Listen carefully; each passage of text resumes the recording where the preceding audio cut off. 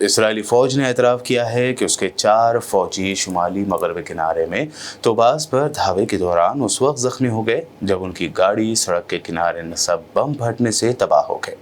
قابض فوج نے اعلان کیا کہ طوباس میں بدھ کی صبح کی گئی فوجی کارروائی کے دوران ان کی گاڑی دھماکہ خیز مواد پھٹنے سے تباہ ہو گئی، جس میں 2 فوجی معمولی زخمی ہوئے اور 2 فوجی دیگر واقعات میں زخمی ہوئے۔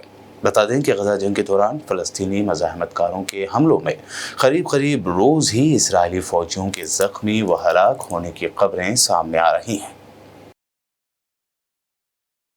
اسرائیل نے مقبوضہ مغربی کنارے میں بیت لحم کے قریب یونیسکو کے عالمی ثقافتی ورثے کے ایک مقام پر ایک نئی آبادکاری کی منظوری دیتے ہوئے نیا تنازع کھڑا کر دیا ہے۔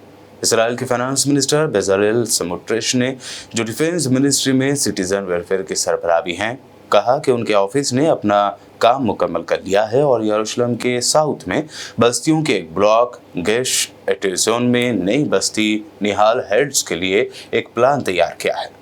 اسرائیل کی آبادکاری کے ایک مخالف گروہ پیس ناؤ نے اس منصوبے کی مذمت کی اور اسے ایک ایسے علاقے پر ہول سیل اٹیک قرار دیا جو اپنی قدیم بالکنیوں اور جدید ترین آبپاشی کے سسٹم کے لیے مشہور ہے اور جو ہزاروں سال کی انسانی سرگرمیوں کا ایک ثبوت ہے۔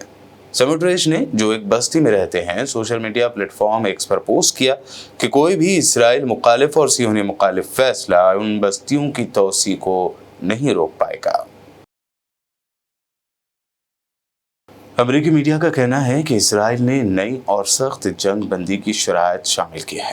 نیو یارک ٹائمز کی رپورٹ کے مطابق اسرائیل نے حالیہ ہفتوں میں غزہ جنگ بندی کے معاہدے کے لیے نئی شرائط کی درخواست کی ہے، جس سے کسی بھی معاہدے تک پہنچنا مشکل ہو گیا ہے۔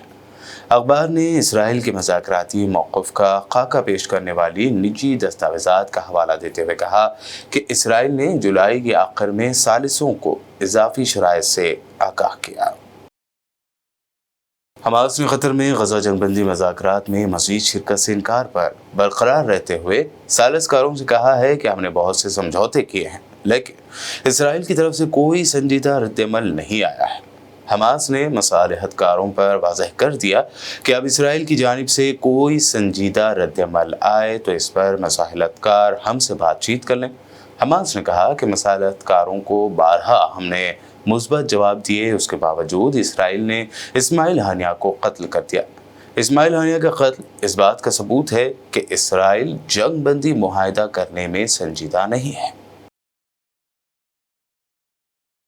کیا آپ ہیلتھ اینڈ سیفٹی آفیسر بننا چاہتے ہیں تو جوائن کریے انڈیا کے سب سے بہترین safety institute expert trainers academy, جو حیدرآباد میں گزشتہ 8 سالوں سے نیبوش، اوشا، IOSH، ISO اور OTHM لیول 6 اور 7 جیسے انٹرنیشنلی ایکسپٹڈ 60 سے زیادہ ڈپلومہ کورسز کی ٹریننگ فراہم کر رہا ہے۔ ایکسپیرینس فیکلٹی اور پریکٹیکل ٹریننگ کے ذریعے بنائیے اپنا مستقبل روشن۔ ہمارے یہاں سے ٹریننگ مکمل کرنے والے اسٹوڈنٹس آج بہترین جابز حاصل کرتے ہوئے انڈیا، گلف اور دوسرے ملکوں کی ٹاپ کمپنیز میں اعلیٰ عہدوں پر اپنی خدمات انجام دے رہے ہیں۔ اگر آپ بھی اپنے خوابوں کو حقیقت میں بدلنا چاہتے ہیں تو آج ہی ایکسپرٹ ٹرینرز اکیڈمی میں لیں ایڈمیشن۔ مزید معلومات کے لیے آج ہی رابطہ کریں۔ ایکسپرٹ ٹرینرز اکیڈمی، ملک پیٹ اور ٹولی چوکی۔